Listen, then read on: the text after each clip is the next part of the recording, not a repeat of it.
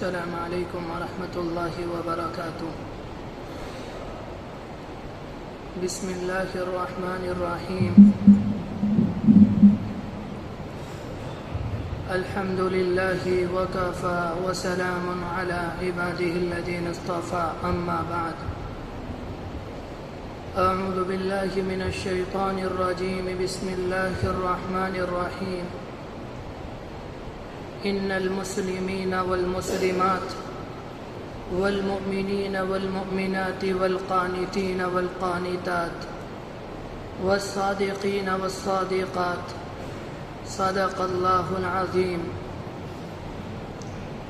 وقد قال النبی صلی اللہ علیہ وآلہ وسلم الدین النصیحہ، او کما قال علیہ الصلاۃ والسلام۔ بہت ہی عزت و احترام کے مستحق میرے بزرگوں، قابل قدر دینی اور ایمانی بھائیوں، جو آیت ابھی میں نے آپ کے سامنے تلاوت کی، اس میں اللہ تبارک و تعالی نے چند صفات بیان فرمائیں جو اللہ کے بندے یا اللہ کی بندیاں ان صفات کو اپنے اندر پیدا کریں گی، ان کے لیے مغفرت ہے، ان کے لیے جنت کا وعدہ ہے۔ جو آیت ابھی میں نے آپ کے سامنے تلاوت کی، اس کا بیک گراؤنڈ، اس کا پس منظر، اس کا شان نزول یہ ہے کہ حضرت اسماء بنت یزید رضی اللہ عنہا نبی اکرم علیہ الصلاۃ والسلام کے پاس آئیں اور آ کر عرض کیا، اے اللہ کے رسول، میں تمام عورتوں کی طرف سے قاصد بن کر آئی ہوں۔ قرآن مجید کے اندر اللہ تبارک و تعالی نے کئی موقعوں پر مخصوص طریقے سے مردوں کا ذکر فرمایا۔ کہیں فرمایا اولئک هم المؤمنون، کہیں فرمایا قد افلح المؤمنون، کہیں فرمایا الذین یؤمنون بالغیب، کہیں فرمایا یا ایھا الذین آمنوا۔ جس طرح سے مردوں کا تذکرہ فرمایا، اس طرح سے براہ راست عورتوں کو خطاب نہیں کیا۔ جب انہوں نے آ کر یہ بات کہی تو اس موقع پر قرآن مجید کی یہ آیت آئی، ان المسلمین والمسلمات والمؤمنین والمؤمنات، کہ مسلمان مرد اور مسلمان عورتیں، مومن مرد اور مومن عورتیں، جس میں عورتوں کا بھی خاص طور سے ذکر کیا۔ بعض روایت کے اندر یہ بات آتی ہے کہ جب وہ اللہ کے رسول علیہ السلام کی خدمت میں آئیں، انہوں نے آ کر چند سوال اللہ کے رسول علیہ السلام سے کیے۔ انہوں نے کہا، اللہ کے رسول علیہ السلام، ہمارے مرد جو ہیں، ہمارے شوہر، ہمارے خاوند، ہمارے نوجوان جہاد میں جاتے ہیں، اسی طرح سے ہمارے نوجوان جمعے کی نماز میں جاتے ہیں، اسی طرح سے ہمارے نوجوان آپ کی مجلس میں آتے اور جاتے ہیں، جنازے کی نماز میں حاضر ہوتے ہیں، قبرستان بھی جاتے ہیں، جس کی وجہ سے انہیں بہت زیادہ نیک کام کرنے کا موقع مل جاتا ہے۔ جب انہیں موقع زیادہ ملتا ہے تو انہیں ثواب بھی زیادہ ملتا ہوگا۔ اس کے بعد کہا، ہم عورتوں کا حال یہ ہے، ہم جہاد میں نہیں جاتی، ہم جمعے میں شریک نہیں ہوتی، ہم عورتیں آپ کی مجلس میں اتنا نہیں آتی جتنے یہ مرد آتے ہیں، ہم گھروں میں گھری رہتی ہیں، ہم ان کی اولاد کو پالتی ہیں، ان کے مالوں کی حفاظت کرتی ہیں، ان کے گھروں کی دیکھ بھال کرتی ہیں، ان کے کھانوں کا انتظام کرتی ہیں، ان کے لیے کپڑوں کا انتظام کرتی ہیں۔ ہمیں نیک کام کرنے کا اتنا موقع نہیں ملتا جتنا انہیں ملتا ہے، جس کی وجہ سے یقینی طور پر ہمیں ثواب کم ملتا ہوگا۔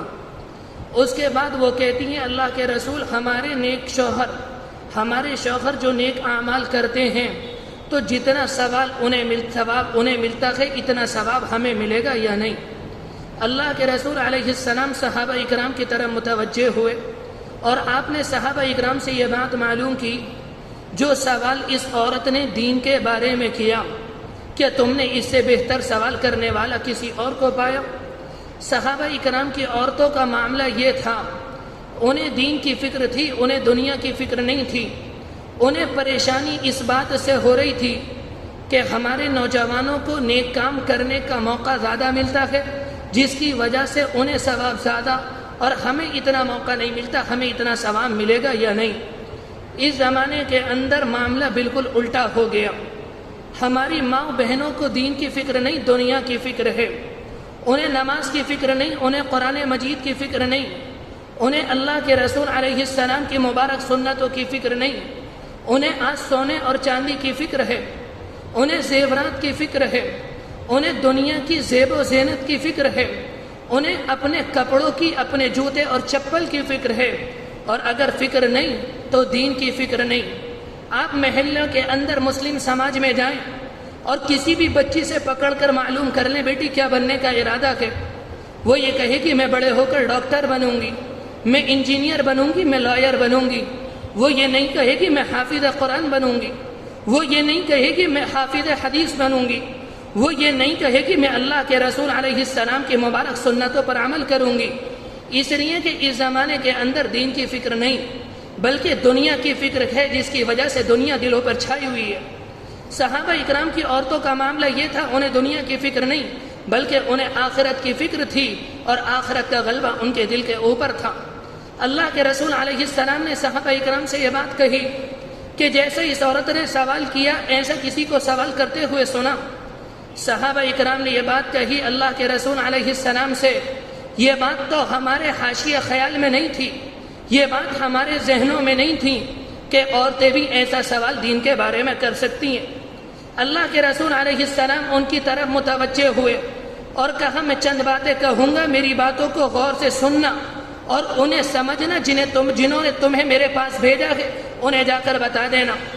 آپ نے ان سے پہلی یہ بات ارشاد فرمائی، جو عورتیں اللہ کے حقوق کو ادا کرتی ہیں، اس کے بعد فرمایا جو عورتیں اپنے خاوندوں کو خوش کرتی ہیں، اس کے بعد فرمایا جو اپنے شوہروں کی، اپنے خاوندوں کی اطاعت اور فرما برداری کرتی ہیں، انہیں ناراض نہیں کرتی، انہیں غصہ نہیں دلاتی۔ آپ نے فرمایا تھا اگر عورتیں ایسی ہیں، ان کا مزاج ایسا ہے، ان کے نوجوان، ان کے خاوند جو نیک کام کریں گے اور جتنا ثواب ان کے مردوں کو ملے گا، یہ عورت ان کے ثواب میں برابر کی شریک ہوں گی۔ مشکاۃ شریف کی روایت ہے کہ اللہ کے رسول علیہ السلام نے ایک موقع پر یہ بات ارشاد فرمائی، جو عورتیں 5 وقت کی نماز پابندی سے پڑھتی ہیں، رمضان المبارک میں روزے رکھتی ہیں، اپنے شوہروں کی اطاعت اور فرما برداری کرتے ہیں، اور اپنی عزت کی، اپنی عصمت کی، اپنے ناموس کی حفاظت کرتی ہیں، کل قیامت میں جب وہ دنیا سے چلی جائیں گی تو ان کے لیے جنت کے 8 دروازے کھول دیے جائیں گے، وہ جس دروازے چاہیں جنت میں داخل ہو جائیں۔ عورتوں کے لیے معاملہ بہت آسان ہے۔ ایک روایت کے اندر یہ بات کہی، اگر عورتیں یہ 4 باتیں اپنے اندر پیدا کر لیں تو آسمان کے فرشتے، جنگلات کے درندے اور پانی کی مچھلیاں اور بلوں کے اندر معصوم چھوٹی چھوٹی چوٹیاں عورتوں کے لیے مغفرت کی دعا کرتی ہیں، اللہ ان کی دعا کو قبول کرتا ہے۔ میرے بھائیوں، عورتوں کے لیے مسئلہ آسان ہے۔ مردوں کو ثواب اس موقع پر ملے گا جب وہ جمعے کی نماز پڑھنے مسجد میں آئے گا، وہ تبلیغ کے لیے باہر جائے گا، وہ عیادت کے لیے کسی کے پاس جائے گا، وہ حج کرنے جائے گا۔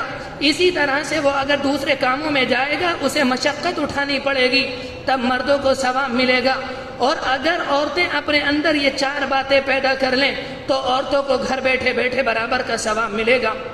میں نے قرآن مجید کی آیت پڑھی تھی، ان المسلمین والمسلمات والمؤمنین والمؤمنات، یہاں پر یعنی مسلمان مرد اور مسلمان عورتیں، ایمان والے مرد اور ایمان والی عورتیں۔ ذرا رک کر ایک بات بیچ میں بتاتا چلوں کہ ایمان کیا ہے اور اسلام کیا ہے۔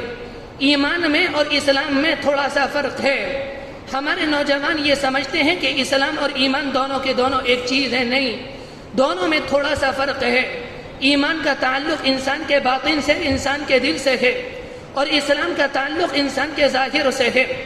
ایمان کیا ہے؟ اللہ کے رسول علیہ السلام جو ہدایت لے کر آئے، آپ جو تعلیمات لے کر آئے، آپ جو احکام لے کر آئے، ان تمام کو یقینی طور پر دل کی گہرائیوں سے ماننا، دل سے ان کی تصدیق کرنا اور زبان سے اس کا اقرار کرنا، یہ ایمان کہلاتا ہے۔ علامہ انور شاہ کشمیری رحمۃ اللہ علیہ ایک بہت بڑے عالم گزرے، وہ فرمایا کرتے تھے ایمان جاننے کا نام نہیں، ایمان ماننے کا نام ہے۔ جاننا الگ بات ہے اور ماننا الگ بات ہے، دونوں میں زمین آسمان کا فرق ہے۔ دنیا کے اندر کتنی چیزیں ایسی ہیں جنہیں ہم اور آپ جانتے ہیں، مانتے نہیں۔ عیسائی مذہب کو ہم جانتے ہیں، یہودی مذہب کو ہم جانتے ہیں، مشرکین کے عقائد کو ہم جانتے ہیں، مگر ہم انہیں مانتے نہیں۔ قرآن مجید کے اندر فرمایا اللہ کے رسول علیہ السلام کے زمانے میں جو یہود اور نصارہ تھے، الذین آتیناہم الکتاب یعرفونہ کما یعرفون ابناءہم، وہ اللہ کے رسول کو ایسے جانتے تھے جیسے وہ اپنے بچوں کو جانتے ہیں۔ جس طرح سے ایک باپ اپنے بچے کو جانتا ہے کہ یہ میرا بیٹا ہے، کبھی باپ اپنے بیٹے کو یہ نہیں کہے گا یہ کسی اور کا بیٹا ہے، اور دوسرے کے بیٹے کو یہ نہیں کہے گا کہ یہ میرا بیٹا ہے۔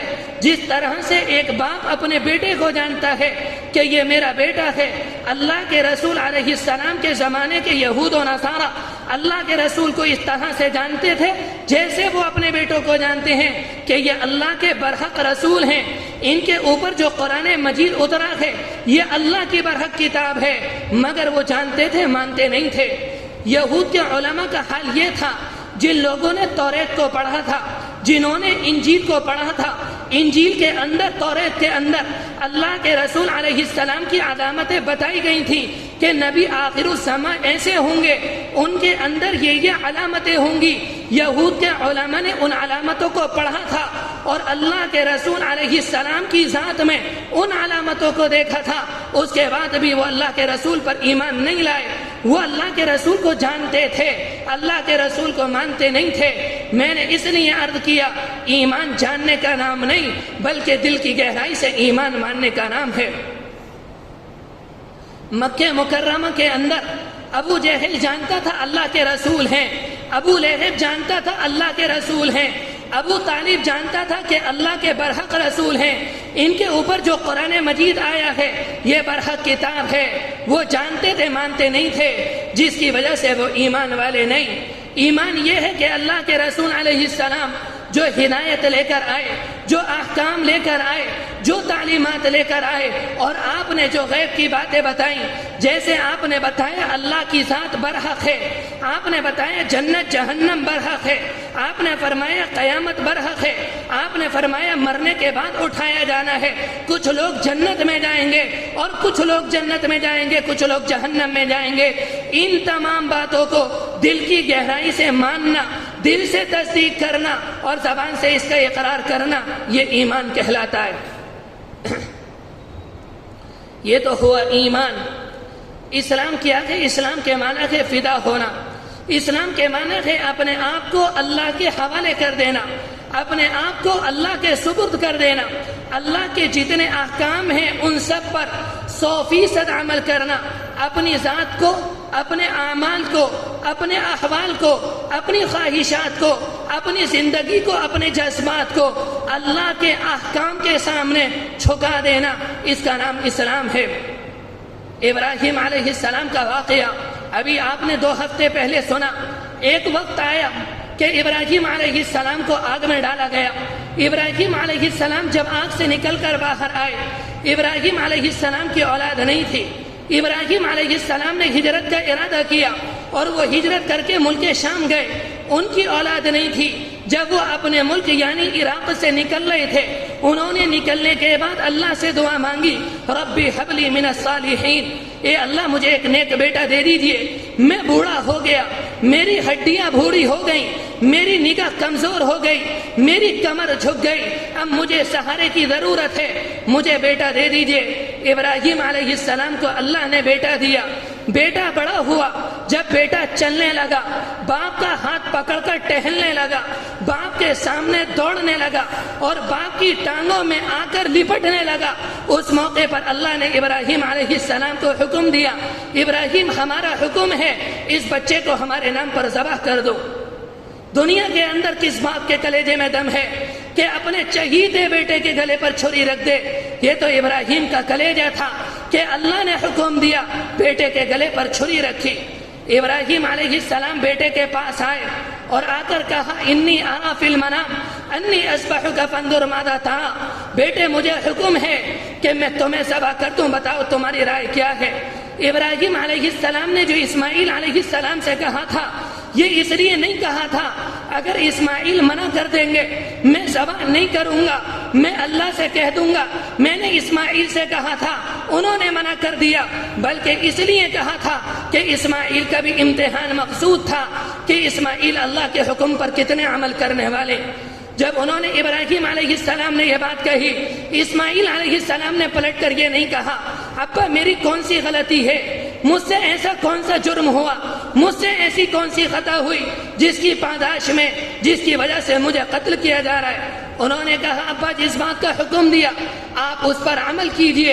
اسماعیل علیہ السلام نے یہ بات کہی، ابراہیم علیہ السلام نے ان کا ہاتھ پکڑا اور انہیں مینا کے میدان کے اندر لائے، وہاں لا کر انہیں لٹا دیا، اسماعیل کی پاکوں پر پٹیاں باندھی، ان کے ہاتھوں کو باندھ دیا، اور قرآن مجید کا جملہ ہے فلما اسلم، ابراہیم علیہ السلام ذبح کرنے پر اور اسماعیل علیہ السلام ذبح ہونے پر تیار ہو گئے، انہوں نے اللہ کے سامنے اپنے آپ کو جھکا دیا۔ میرے بھائیوں، جس طرح سے ان دونوں نے اللہ کے حکم کے آگے اپنے آپ کو جھکایا، اس طرح سے اپنے آپ کو اللہ کے حکم کے آگے جھکانے کا نام اسلام ہے۔ یہ ہے اسلام کہ اللہ کا حکم آئے اس میں کوئی مصلحت تلاش نہ کرے، جیسے حکم آئے فوراً اس پر عمل کریں۔ ایمان الگ چیز ہے، اسلام الگ چیز ہے۔ ایمان کا تعلق باطن سے ہے، اسلام کا تعلق ظاہر سے ہے۔ میں جلدی عرض کر دوں، ایک مرتبہ اللہ کے رسول علیہ السلام بیٹھے ہوئے تھے، صحابہ اکرام کی مجلس لگی ہوئی تھی۔ صحابہ اکرام نے دیکھا کہ ایک انسان آیا جس کے کپڑے بہت شاندار ہیں، جس کے کپڑے سفید ہیں، جس کے بال چمکتے ہوئے کالے ہیں۔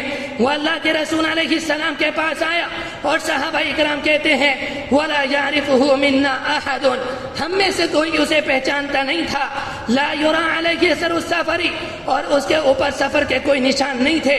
ایسا لگ رہا تھا کہ یہ ہمارے محلے کا ہے، مگر ہم میں سے کوئی اسے جانتا نہیں۔ وہ ہماری مجلس میں آیا اور اللہ کے رسول علیہ السلام کے قریب آیا اور اس طرح سے بیٹھا، فَأَسْنَدَ رُكْبَتَيْهِ إِلَىٰ رُكْبَتَيْهِ، اس نے اپنے گھٹنوں کو اللہ کے رسول علیہ السلام کے گھٹنوں سے ملا دیا،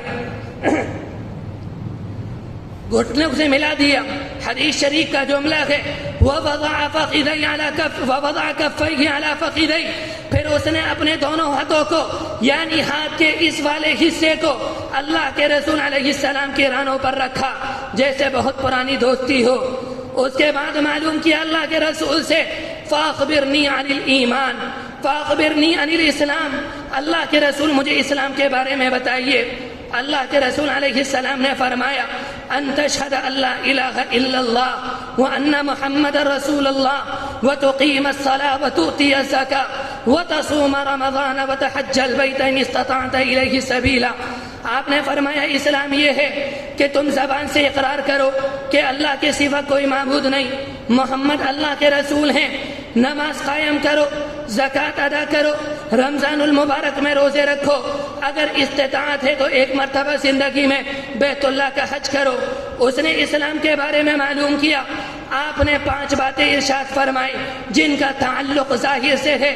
جب انسان کلمہ پڑھتا ہے اظہار زبان سے ہوتا ہے، جب انسان نماز پڑھتا ہے اس کا تعلق ظاہر سے ہے، انسان زکوٰۃ دیتا ہے اس کا تعلق ظاہر سے ہے، انسان حج کرنے کے لیے جاتا ہے اس کے تعلق ظاہر سے ہے۔ آپ نے یہ بات ارشاد فرمائی، اس نے کہا صدقتا، آپ نے سچ بات ارشاد فرمائی۔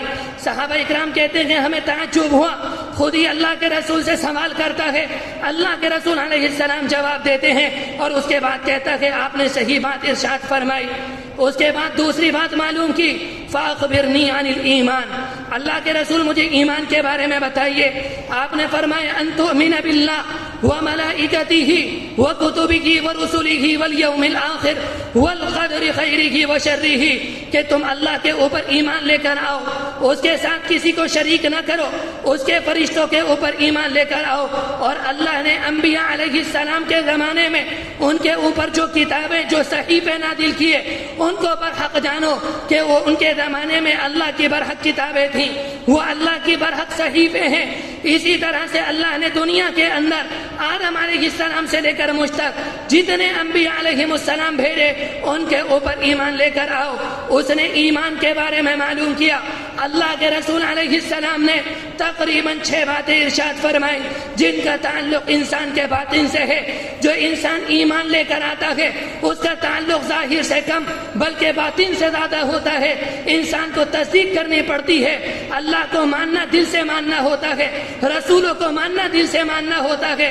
میں نے عرض کیا اسلام کا تعلق ظاہر سے ہوتا ہے اور ایمان کا تعلق انسان کے باطن سے ہے۔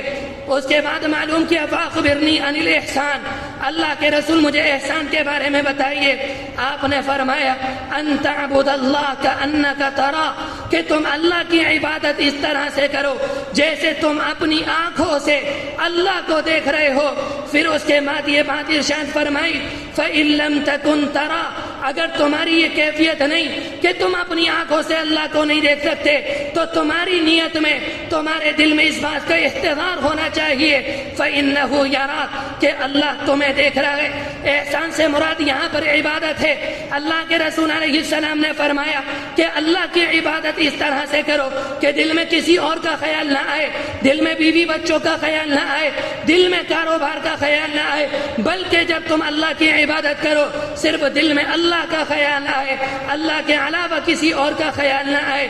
اس کے بعد انہوں نے معلوم کیا فاخبرنی عن الساعہ، اللہ کے رسول ذرا قیامت کے بارے میں بتائیے۔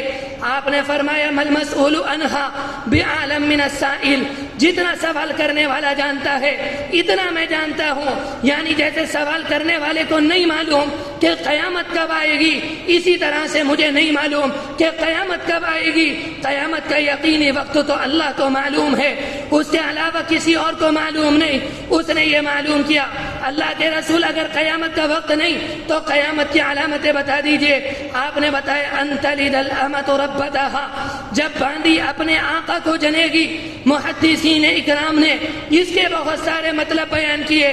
محدثین اکرام نے یہ بات فرمائی جب آگے چل کر قرب قیامت میں اولاد اپنے والدین کی نافرمان ہوگی، اپنے والدین کو ستائے گی، اپنے والدین کو مارے گی، کوٹے گی، انہیں گھسیٹے گی، انہیں دھکا دے کر گھر سے باہر کر دے گی، انہیں کھانا نہیں دے گی، انہیں پہننے کو کپڑا نہیں دے گی، انہیں گھر سے باہر کر دے گی اور ان کی جائیداد کے اوپر قبضہ کر لے گی، اور اولاد اپنے والدین کے اوپر اس طرح سے حکم چلائے گی جس طرح سے ایک مالک اپنے غلام، اپنے نوکر کے اوپر حکم چلاتا ہے۔ آپ نے فرمایا جب یہ وقت آئے تو پھر قیامت کا انتظار کرنا۔ اس کے بعد آپ نے یہ بات ارشاد فرمائی ان تر الحفاة العراة عالة رعاء الشاء يتطاولون في البنيان، معاشرے کے اندر، سماج کے اندر وہ جو لوگ ہوتے ہیں، جو پسماندہ لوگ ہوتے ہیں، جن کے پاس کھانے کو کھانا نہیں، جن کے پاس پہننے کو کپڑا نہیں، جن کے پاس رہنے کو گھر تو دور کی بات، جن کے پاس چھپر نہیں، جن کے پیروں میں چپل نہیں ہوتے، قرب قیامت وہ ایسے صاحب مال ہوں گے، ان کے پاس اتنی دولت ہوگی کہ وہ بلند بلند عمارتیں بنا رہے ہوں گے اور مقابلہ کر رہے ہوں گے کہ میری عمارت تمہاری عمارت سے اچھی، تمہاری عمارت اس سے اچھی۔ آپ نے فرمایا جب دنیا میں ایسے حالات آئیں تو قیامت کا انتظار کرنا۔ وہ چلے گئے، صحابہ اکرام موجود تھے۔ اللہ کے رسول نے عمر رضی اللہ عنہ سے معلوم کیا یا عمر اتدری من السائل، جانتے ہو یہ سوال کرنے والا کون تھا؟ عمر رضی اللہ عنہ نے کہا اللہ ورسولہ عالم، اللہ اور اس کا رسول جانتا ہے۔ آپ نے اس موقع پر فرمایا فإنہ جبرائیل، یہ جبرائیل امین تھے، اتاکم یعلمکم دینکم، یہ اس لیے آئے تھے تاکہ تمہارا دین تمہیں سکھائیں۔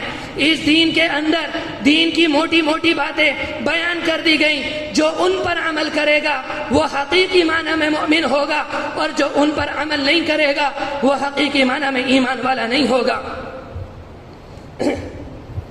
قرآن مجید کے اندر ایک موقع پر فرمایا قد افلح المؤمنون، کہ ایمان والے کامیاب ہو گئے۔ وہ ایمان والے کون ہیں؟ الذین هم فی صلاتهم خاشعون، جو اپنی نماز میں خشوع اور خضوع اختیار کرنے والے ہیں۔ نماز کوئی معمولی چیز نہیں، قرآن مجید میں ایک جگہ نماز کا حکم نہیں، بلکہ قرآن مجید کے اندر تقریباً 60 سے زیادہ مقامات پر اللہ تبارک و تعالی نے نماز کا حکم دیا۔ وَيُقِيمُ الصَّلَاةَ، نماز قائم کرو، نماز قائم کرو، نماز قائم کرو۔ اگر اللہ قرآن مجید کے اندر صرف ایک جگہ نماز کا حکم دے دیتے تب بھی تمام مسلمانوں پر نماز فرض اور واجب ہو جاتی، لیکن اتنے موقعوں پر جو نماز کا ذکر کیا اس سے نماز کی اہمیت بتائی کہ دنیا کے اندر سب سے اہم ترین عبادت اگر کوئی ہے تو وہ نماز ہے۔ اگر دنیا کے اندر کسی کو کامیابی ملے گی وہ نماز کے ذریعے ملے گی، اگر آخرت میں کامیابی ملے گی تو وہ نماز کے ذریعے ملے گی۔ میرے بھائیوں، صحابہ اکرام جب دنیا کے اندر تھے، صحابہ اکرام کو جو کامیابی ملی وہ نماز کے ذریعے ملی، صحابہ اکرام کو جو کامیابی ملی وہ قرآن مجید کے ذریعے ملی، صحابہ اکرام کو جو کامیابی ملی وہ اللہ کے رسول علیہ السلام کی تابعداری کی وجہ سے ملی۔ عمر رضی اللہ عنہ کا زمانہ تھا، جس زمانے میں عمر رضی اللہ عنہ امیر المؤمنین تھے۔ عمر رضی اللہ عنہ کے زمانے میں مسلمانوں کو جتنی فتوحاتیں ملی بعد کے زمانے میں اتنی نہیں ملی۔ ان کے زمانے میں بہت زیادہ فتوحاتیں ہوئیں۔ ان کے زمانے میں اللہ تبارک و تعالی نے کیسر و کسریٰ کو زیر کیا۔ ان کے زمانے میں کیسر و کسریٰ کے محلات، ان کے باغات، ان کے مکانات، ان کے خزانے مسلمانوں کے قبضے میں آئے۔ مولانا تقی عثمانی صاحب کی تحقیق ہے، دنیا کے جتنے رقبے پر اس زمانے میں عمر رضی اللہ عنہ کی حکومت تھی، اس زمانے میں موجودہ وقت میں اتنے رقبے میں دنیا میں 15 ملک بنے ہوئے ہیں۔ اتنی بڑی حکومت عمر رضی اللہ عنہ کی تھی۔ اس کے بعد فرمایا کرتے تھے، اتنا خیال تھا اگر دریائے فرات کے کنارے پر کوئی کتا بھوکا مر گیا کل قیامت کا دن ہوگا، اللہ عمر کا گریبان پکڑ لے گا اور اللہ عمر سے معلوم کرے گا تیری حکومت کیسی تھی جس کی وجہ سے ہمارا ایک کتا بھوکا مر گیا۔ اتنی ذمہ داری کا احساس تھا۔ مسلمانوں کو خوشحالی ملی، جتنی بڑی ان کی حکومت تھی، مختلف صوبوں میں جو گورنر تھے، مختلف شہروں میں ان کے جو حاکم تھے، انہوں نے اس زمانے میں اپنے زمانے میں ان سب لوگوں کے نام، اپنے حاکموں کے نام، اپنے حکمرانوں کے نام ایک فرمان لکھا، ایک سرکاری فرمان لکھا۔ انہوں نے جو الفاظ اس میں لکھے تھے، امام مالک نے اپنی کتاب موطا امام مالک میں ان الفاظ کو بلفظ سے لفظ نقل کیا۔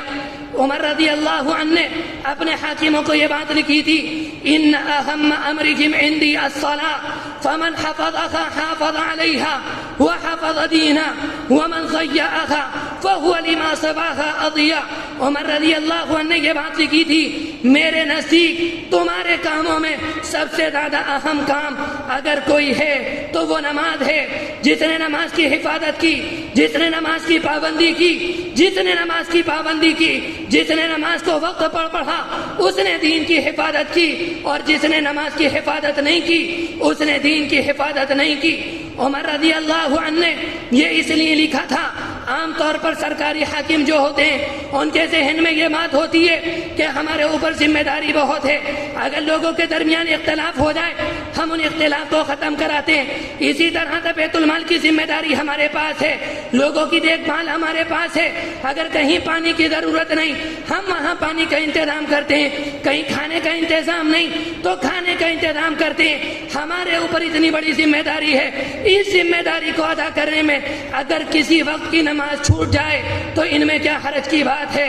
عمر رضی اللہ عنہ نے ان کی اس غلط فہمی کو دور کرنے کے لیے یہ بات لکھی تھی کہ جس نے نماز کی حفاظت کی اس نے دین کی حفاظت کی، اور اس کے بعد یہ بات لکھی تھی جو نماز کی حفاظت کرے گا وہ آسانی سے حکومت کو چلائے گا، اور جو نماز کی حفاظت نہیں کرے گا وہ حکومت کو نہیں چلائے گا۔